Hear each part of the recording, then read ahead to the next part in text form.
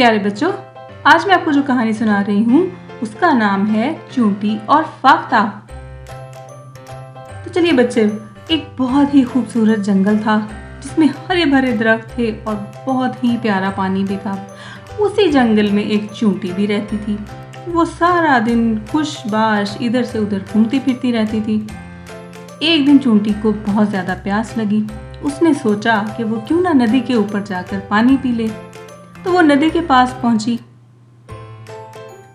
और जैसे ही वो पानी पीने लगी उसका पाँव फिसला और वो पानी में जा गिरी। अरे अरे अरे, अब क्या होगा?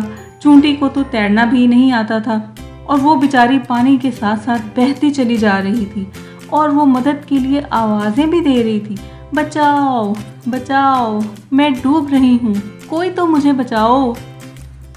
लेकिन कोई ना आ रहा था। करीब ही एक दरख्त पर फाख्ता बैठी हुई थी। उसने चूंटी की आवाज़ सुनी तो उसने सोचा कि चूंटी की मदद करनी चाहिए। वो वहां से उड़ी और एक दरख्त के पास जाकर उसने एक पत्ता तोड़ा। पत्ता अपने मुंह में लेकर वो चूंटी की तरफ तेजी से उड़ने लगी और उसने वो पत्ता चूंटी के पास फेंक दिया। चूंटी पत्ते के ऊपर चढ़ गई। फाख्ता वहां से चली गई। अब चूंटी पत्ते के ऊपर तैरने लगी और किनारे का इंतजार करने लगी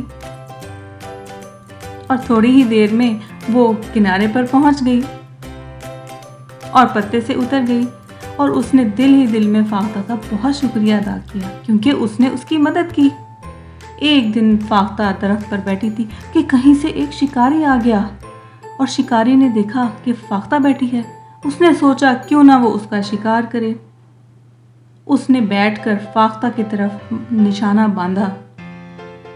अभी वो निशाना लेने ही वाला था कि चूंटी वहां से गुजरी।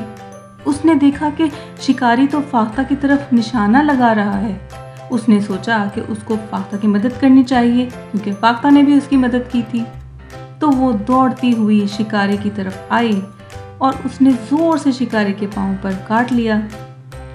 शिकारी दर्द से चिल्लाने लगा और उसे बहुत तकलीफ थी और इसी तकलीफ में उसका निशाना खता हुआ और वो फाख्ता को ना लगा। और फाख्ता ने जब ये शोर सुना तो वो जल्दी से अपनी जगह से उठी और उड़ी और वहां से चली गई और शिकारी के शिकार होने से बच गई। और फाख्ता ने चूंटी का शुक्रिया अदा किया और चूंटी ने भी फाख्ता का शुक्रिया अदा किया क्योंकि दोनों ने एक दूसरे की मदद की। तो प्यारे बच्चों, एक दूसरे की मदद करना बहुत अच्छी बात है। आप भी एक दूसरे की मदद ज़रूर किया करें।